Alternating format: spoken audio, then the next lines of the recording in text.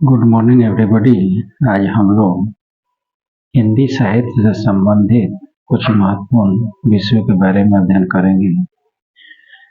श्रृंगार काल। हमने हिंदी साहित्य के कालखंडों का विभाजन के संबंध में पहले बात की थी। आइए हम लोग देखते हैं रीतिकाल। रीतिकाल का समय जो है रामचंद्र शुक्ल के अनुसार 1700 विक्रमी संवत से लेकर 1900 विक्रमी संवत तक माना जाता है और इसके काल के संबंध में भी कई विवाद थे और कई विद्वानों ने इस काल को यानी रीति काल को कई नामों से अभिहित किया, जिसमें रामचंद्र शुक्ल ने रीति काल नाम दिया। डॉक्टर नागेंद्र ने भी रीति काल कहा, जबकि विश्वनाथ मिश्र ने रीति काल को श्रृंगार काल कहा। पंडित विश्वनाथ मिश्र ने रीति काल को श्रृंगार काल कहा, जबकि जॉर्ज ग्रियर्सन ने रीति काव्य कहा। रीति काल को रीति काव्य कहा, जबकि मिश्र बंधुओं ने रीति काल को अलंकृत काल कहा।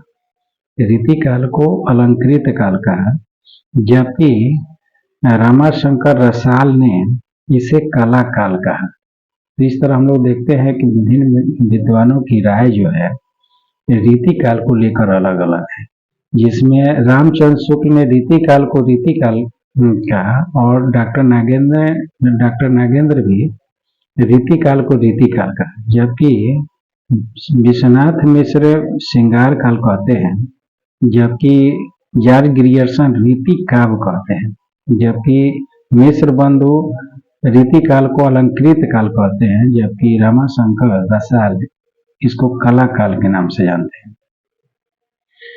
आइए हम लोग देखते हैं कुछ पंक्तियां। अति सुधो स्नेह के मारक, यह पंक्ति किसकी है? यह पंक्ति घनानंद की है। आप लोग जानते हैं कि केशवदास को कठिन काव्य का प्रेत माना जाता है और इनकी कुछ महत्वपूर्ण रचनाएं प्रतियोगी परीक्षाओं में पूछी जाती है, जिसमें रसिक प्रिया कवि प्रिया और राम चंद्रिका, जहांगीर जस चंद्रिका और विज्ञान गीता प्रमुख है। यानी केशवदास की कुछ प्रमुख किताबें, जिसमें रसिक प्रिया, कवि प्रिया, विज्ञान गीता, रामचंद्रिका, जहांगीर जस चंद्रिका इत्यादि कुछ महत्वपूर्ण ग्रंथ हमको देखने को मिलते हैं। यानी केशवदास को कठिन काव्य का प्रेत कहा जाता है। यद्यपि सुजात सुवर्ण सुवृत आदि पंक्तियां भी केशवदास की है। ब्रज भाषा में लिखने वाले अंतिम कवि के रूप में प्रसिद्धि मिली है, वो है द्विजदेव। द्विजदेव ब्रज भाषा में लिखने वाले अंतिम कवि हैं, जबकि भूषण को वीर रस के कवि माना जाता है। यानी वीर रस के कवि भूषण को माना जाता है और उन्होंने कुछ पुस्तकें लिखी हैं, जिसमें उन्होंने कुछ पुस्तकें लिखी हैं जिसका नाम है उन्होंने कुछ पुस्तकें लिखी है जिसमें शिवराज भूषण, शिवा बावनी, छत्रसाल दशक। यानी भूषण कवि जो है उन्होंने शिवराज भूषण लिखा है, शिवा बावनी लिखा है, छत्रसाल दशक लिखा है और ये वीर रस के कवि माने जाते हैं। इसके अलावा मोतीराम के बारे में भी पूछता है प्रतियोगी परीक्षा में कि मोतीराम की महत्वपूर्ण रचना का नाम बताएं। तो मोतीराम की महत्वपूर्ण रचना का नाम है ललित ललाम और रसराज। यानी मोतीराम की दो महत्वपूर्ण रचनाएं रसराज है, ललित ललाम है। और मोतीराम का जन्म कानपुर में हुआ था। मोतीराम का जन्म कानपुर में हुआ था और शुक्ल जी इन्हें श्रेष्ठ बताते हैं। सभी रीति काल के कवियों में शुक्ल जी मोतीराम को श्रेष्ठ बताते हैं। इनकी दो रचनाएं ललित ललाम और रसराज। ललित ललाम और रसराज इनके दो महत्वपूर्ण ग्रंथ हैं। उसके बाद देव भी रीतिकाल के कवि हैं और इनकी एक रचना मिलती है सुख सागर तरंग। देव की एक रचना मिलती है जिसको सुख सागर तरंग के नाम से जानते हैं। सेनापति भी रीतिकाल के कवि हैं। सेनापति रीतिकाल के कवि हैं, इनकी भी एक रचना देखने को मिलती है जिसमें जिसमें कवित रत्नाकर। सेनापति की रचना का नाम क्या है? कवित रत्नाकर। सेनापति की रचना का नाम है कवित रत्नाकर। इसके बाद रसलीन जो है इनको सैयद गुलाम नबी के नाम से जानता है। रसलीन को सैयद गुलाम नबी के नाम से जाना जाता है और इनकी महत्वपूर्ण रचना है अंग दर्पण। अंग दर्पण जो है एक नायिका भेद ग्रंथ है। अंग दर्पण क्या है? एक नायिका भेद ग्रंथ है। और इनकी एक अन्य रचना है रस प्रबोध। अंग दर्पण कई बार महत्वपूर्ण परीक्षाओं में पूछा जाता है। रस प्रबोध भी इनकी एक अन्य रचना है रसलीन की, जिनको सैयद गुलाम नबी के नाम से भी हम लोग जानते हैं। यानी रसलीन को हम लोग किस नाम से जानते हैं? सैयद गुलाम नबी के नाम से जानते हैं। इनकी दो रचना है अंग दर्पण और रस प्रबोध। अंग प्रबोध और अंग दर्पण, रस प्रबोध और अंग दर्पण। इसके बाद बिहारी कवि जो है मेरी भव बाधा हरो राधा नागरी सोई। इसको बिहारी दास जी ने किस छंद में लिखा है? तो दोहा छंद में लिखा है। बिहारी ने दोहा छंद में लिखा है। बिहारी सतसाई में कुल कितने दोहे हैं? तो बिहारी सतसाई में कुल 713 दोहे हैं। बिहारी सतसाई में कुल कितने दोहे हैं? तो 713 दोहे हैं। उसके बाद गोपाल चंद गिरधर दास। गोपाल चंद गिरधर दास ये भारतेंदु हरिश्चंद्र के पिता थे और इन्होंने नहुस नामक ग्रंथ इन्होंने लिखा। गोपाल चंद गिरधर दास की रचना है नहुस, ये भारतेंदु हरिश्चंद्र के पिता थे। इसके बाद घनानंद भी रीतिकाल के प्रमुख कवि हैं और इनकी रचना का नाम है, चूंकि इन्होंने एक सुजान नामक वेश्या से इनको एक प्रेम हो गया था। सुजान इतनी सुंदर थी कि दरबार में वो नृत्य करती थी और घनानंद भी उसी दरबार में रहते थे।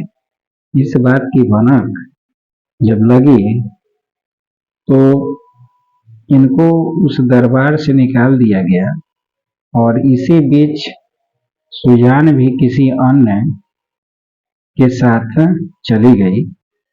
इस विरह को लेकर घनानंद जी के अंदर जो प्रेम प्रस्फुटित हुआ उसी का वर्णन वो अपने किताबों में करते हैं और यह दर्द उनका एक सकारात्मक रूप में छलकता है, जो हमारी भावी पीढ़ियों के लिए काफी प्रेरणास्पद है। आजकल प्रेम तो करते हैं लेकिन वो निश्चल प्रेम नहीं कर पाते हैं और यही कारण है कि उसकी दुर्गति भी हमें हिंसा के रूप में देखने को मिलती है। यहाँ पर हम यहाँ पर देखते हैं कि घनानंद जी ने जो प्रेम किया वो निश्चल प्रेम था और अपनी किसी इच्छा के बजाय उसकी समस्याओं को उन्होंने देखा और उनकी समस्याओं की वजह से शायद वो उनसे नहीं मिल पाई। तो कई बार हम लोग प्रेम को पाने के लिए अपनी समस्या को यदि देखें और उसकी भी समस्या को देखें तो शायद यह दुर्गति हमें नहीं देखने को मिलेगी।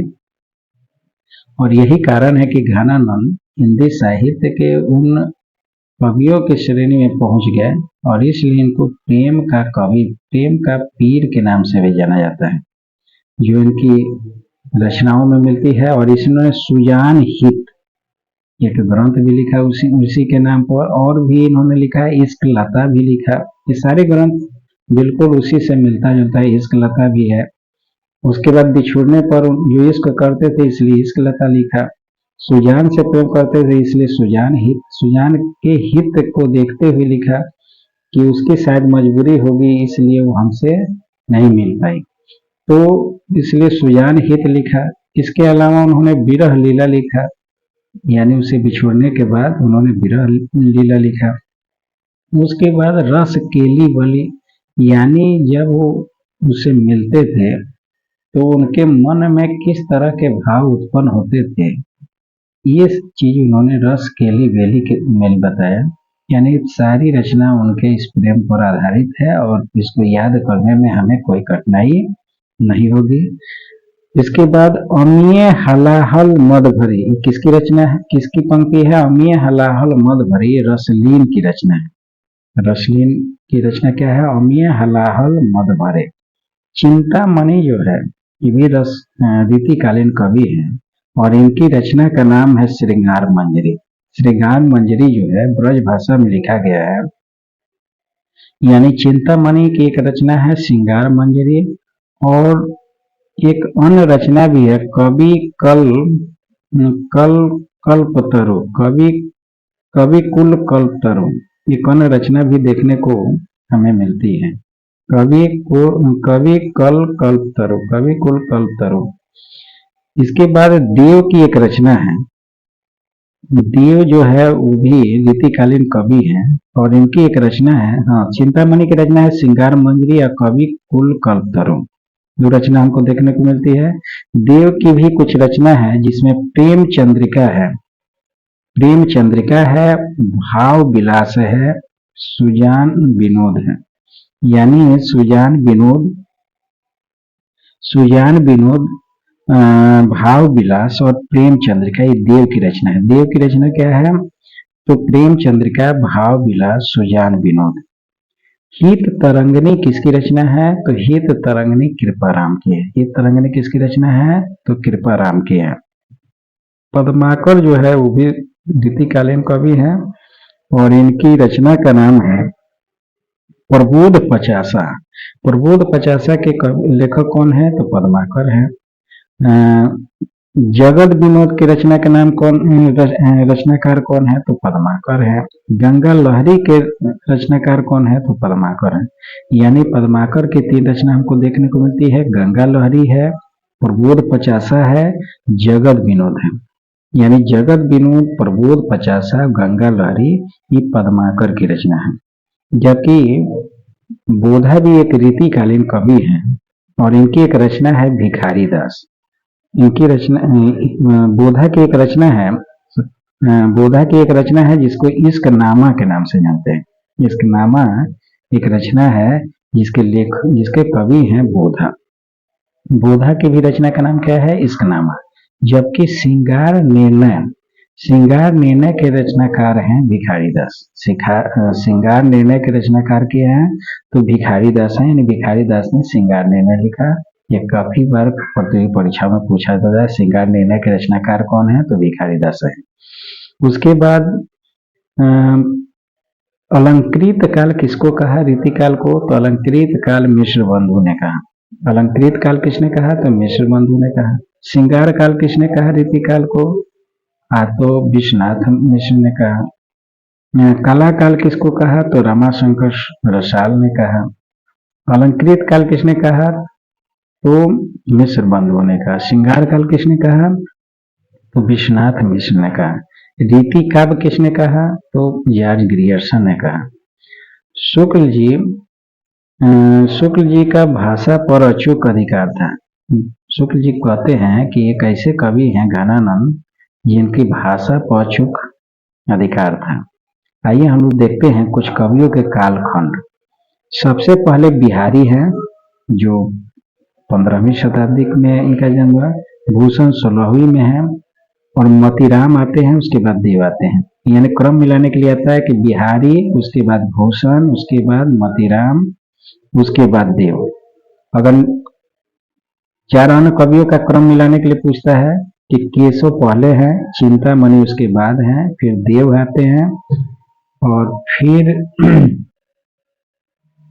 देव आते हैं, यानी केशव, चिंतामणि, देव। इनका क्रम अगर मिलाएंगे तो ऐसे मिलाएंगे, केशव पहले, फिर चिंतामणि, फिर देव। अगर बिहारी से मिलाते हैं कि बिहारी, भूषण, मोतीराम और देव। ये चार कवियों का क्रम इस तरह है, बिहारी, उसके बाद भूषण, मोतीराम, देव। दूसरा प्रश्न है कि केशव पहले है, चिंतामणि, देव ये प्रमुख है। हिंदू जाति के अंतिम प्रतिनिधि कवि को शुक्ल जी ने भूषण जी को बताया, यानी भूषण जी हिंदी हिंदी हिंदू जाति के प्रतिनिधि कवि के रूप में कहा, अंतिम हिंदू जाति के प्रतिनिधि के रूप में कहा। काव्य निर्णय के लेखक हैं भिखारी दास। काव्य निर्णय के लेखक हैं भिखारी दास। ललित ललाम के लेखक हैं मतीराम। जगत विनोद के लेखक है पद्माकर। नहीं पराग नहीं मधुर मधुर, यह बिहारी की रचना है, यह बिहारी की पंक्ति है। नहीं पराग नहीं मधुर मधुर। बिहारी की कविता को शक्कर की रोटी कहा है पद्मश्री शर्मा ने। बिहारी की कविता को शक्कर की रोटी कहा है पद्मश्री शर्मा ने। प्रबंध काव्य की वनस्थली और मुक्तक काव्य की गुलदस्ता कहा है शुक्ल जी ने। प्रबंध को काव्य की वनस्थली और मुक्तक को गुलदस्ता कहा है रामचंद्र शुक्ल ने। या अनुरागी चित की गति समझे कोई नाई, ज्यों ज्यों बुरे श्याम रंग त्यों त्यों उज्ज्वल हुई। यह पंक्ति बिहारी जी की है। बिहारी के सतसई पर टीका किसने लिखा? बिहारी के सतसई पर टीका जो है लाल चंद्रिका नाम से टीका लिखी गई, लल्लू लाल ने लिखा था। बिहारी सतसई पर ये टीका लिखा गया जिसको लल्लू लाल ने लिखा, उस पुस्तक का नाम है लाल चंद्रिका। बिहारी सतसई कई बार परीक्षा में पूछा भी जाता है, बिहारी सतसई पर टीका किसने लिखा? तो बिहारी सतसई पर टीका जो लिखा है वो लल्लू लाल ने लिखा है और लाल चंद्रिका के नाम से जाना जाता है। इनकी भाषा को चलती भाषा बताया, यानी बिहारी की भाषा को चलती भाषा बताया किसने?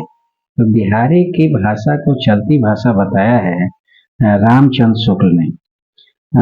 बोधा, आलम और ठाकुर ये तीन कवि हैं रीतिकाल के। बोधा, आलम और ठाकुर जो रीति मुक्त कवि कहे जाते हैं, यानी रीतिकाल के तीन ऐसे कवि माने जाते हैं जो रीति मुक्त कवि कहे जाते हैं, यानी बोधा, आलम और ठाकुर। बोधा, आलम और ठाकुर रीतिकाल के रीति मुक्त कवियों में इनकी गिनती होती है।